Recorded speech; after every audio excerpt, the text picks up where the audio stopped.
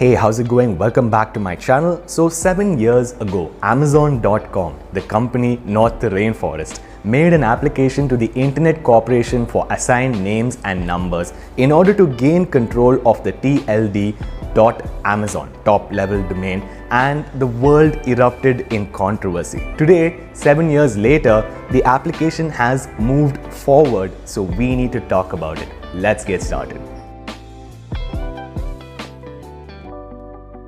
Here's the context for those of you who don't know how it works. ICANN controls all domain names on the internet, period.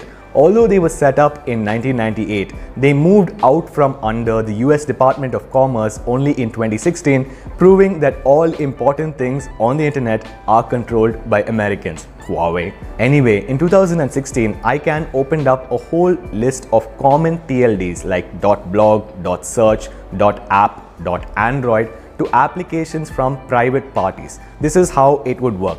Applicants would have to pay $200,000 for the right to control that TLD, which they could then sell to others for second-level domains under that TLD. There was a petition filed by Samsung and Coca-Cola and other companies that criticized this move as an open call to speculators and something that would result in an internet land grab. However, that petition went nowhere. Apart from the companies that came forward to speculate, there were two largest private set of applications filed by predictably Google and Amazon. Google filed 101 applications, including for TLDs like .android, .youtube, .app, and a few others. Amazon filed 76 applications, including applications for TLDs like .amazon, controversial, .audible, and .buy. In all, ICANN raised $300 million through this process and saw over 1,000 applications. Now, before we start talking about .amazon, I should mention that .blog, the TLD, went to the private company WordPress.com or Automattic, and while I will be saying that private companies should not have access to common TLDs, especially ones that represent a rainforest with 300 billion trees, I do recognize that this has happened before. Anyway, in 2012, when Amazon.com filed the application for .amazon, two countries immediately objected, Brazil and Peru. 75% of the Amazon forest goes through these two countries. However, they were soon joined by an organization called the Amazon Cooperation Treaty Organization, which vehemently opposed Amazon.com's application for .amazon. The way ICANN works is that it uses something called a Governmental Advisory Committee just to prove that it is truly a multi-stakeholder organization. The GAC unanimously opposed Amazon's application. Amazon opposed the opposition and opened up an independent review process, which it won in 2017. But things weren't over yet.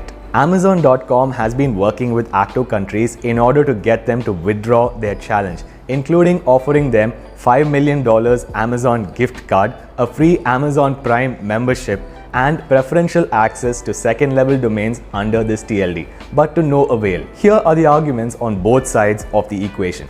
The ACTO countries have been described as hard-headed bureaucrats. Indeed, they haven't provided any clear points of harm that would happen if Amazon.com gained access to this TLD, and they haven't said what they would do if they had access to the TLD. They haven't even filed an application. They seem opposed to Amazon.com's application in principle alone.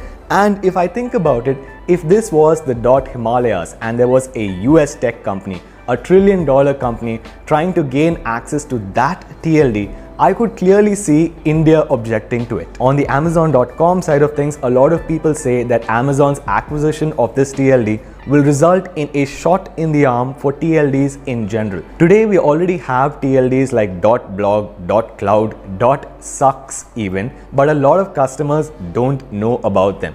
The only companies that buy these common TLDs are companies that are interested in promoting their brands or protecting their brands from negative connotation. And that's what companies do. Amazon's acquisition will result in a lot more consumers knowing that such TLDs actually exist. This whole thing is hogwash because Amazon.com's application has already moved forward.